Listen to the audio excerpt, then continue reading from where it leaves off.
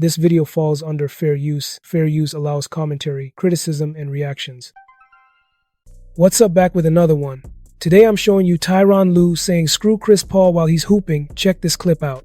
CP ain't no name on it. Get the ball play and get the action.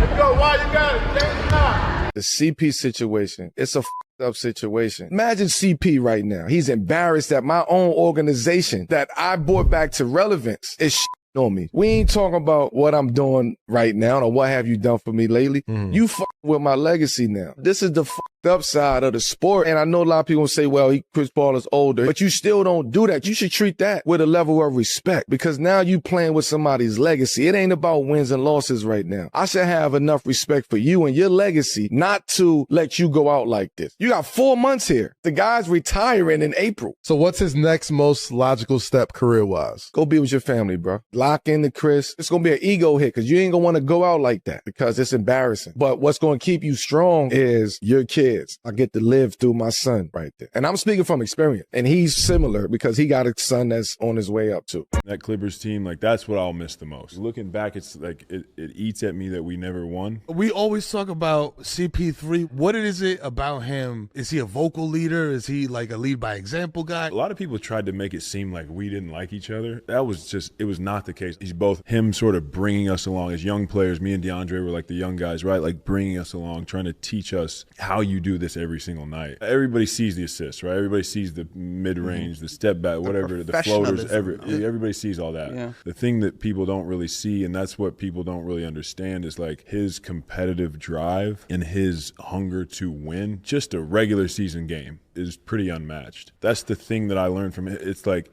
no, every possession matters. Like, think the game, be a step ahead. He's working 4 to 5 to 6 different things at one time, right? Like, my time with the Clippers, like, you're not going to see me facilitate as much. We got the best facilitator possibly of all time. Yeah, that's a fact. Why would I do that when we have the best one on our team? That was a TV show, man. That's why. Literally, you got clipped. Real good. Were you offended that you were not cast?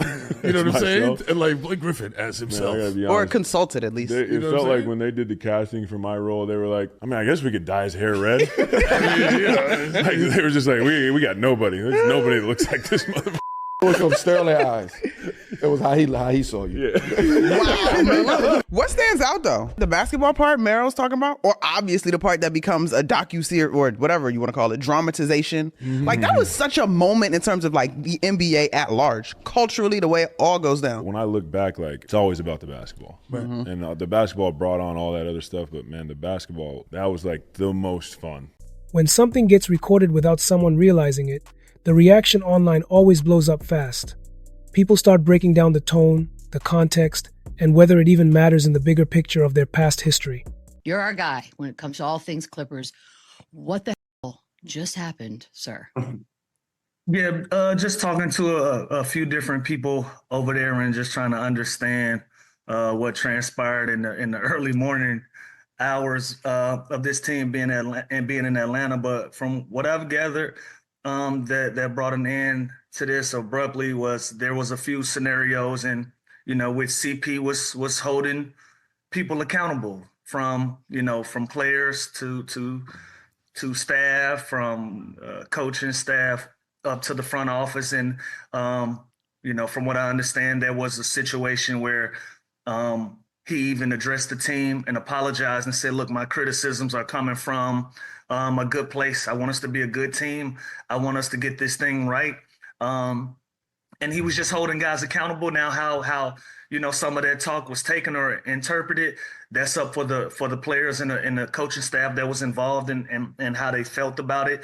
And then down the line, there was another scenario where, he was critical of front office as well. And I think that was the one that broke the camel's back. That was the straw that broke the camel's back when he had, some criticisms for the front office as well. I think that's what brought this to a head in the early hours in Atlanta. Like I said, I'm in Atlanta. The Clippers are in Atlanta. It was about, 3-something in the morning. For whatever reason, I was up, but I was up. And, and that's what I was understood, but for a player who's going to go down as a Hall of Famer, for somebody who's going to, possibly have the opportunity to be the first jersey retired in the Raptors over there at the Intuit Dome and be the first to represent Lob City and be the first person to represent the Clippers in that manner. This is just a sour way to go out. It looks bad on the Clippers' part to do this in the late night hours. It looks bad for Chris Paul. It looks bad for all parties involved. It's just kind of like it's kind of like a slap on the back on your way out type of thing. You know, I was present when Blake Griffin was traded.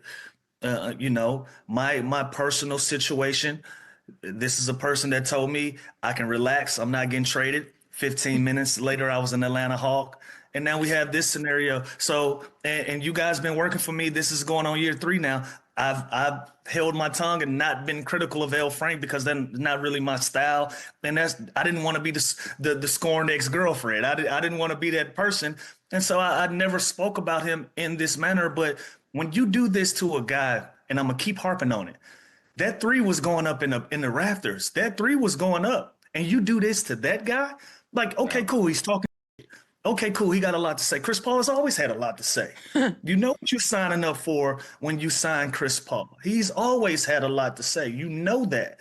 You know he's an acquired taste. So now that he's talking and you're the target of talking, you release him or you tell him to go home in the middle of the night on the road. Come on, man. You don't do that. That's bad business. What's up? So what are my thoughts about this? Here's the thing.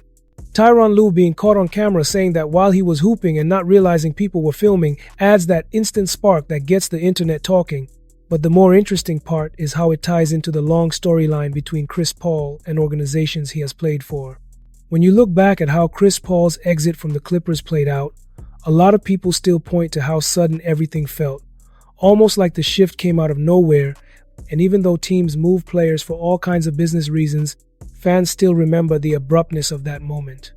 It wasn't just the trade discussions, it was the way the direction seemed to change instantly, followed by his departure being finalized officially, and that left a lot of viewers wondering how the behind-the-scenes decisions were handled. Over the years, multiple former NBA players have shared stories about their time with the Clippers, not necessarily pointing at one specific person, but highlighting how certain situations around the organization felt unusual or unexpectedly handled. When people revisit those comments, it shapes how they interpret new moments like this one, even when it's something as simple as a candid remark during a pickup run. Make sure to drop a comment, smash that like button, and make sure you subscribe for more videos like this, and I'll see you in the next video.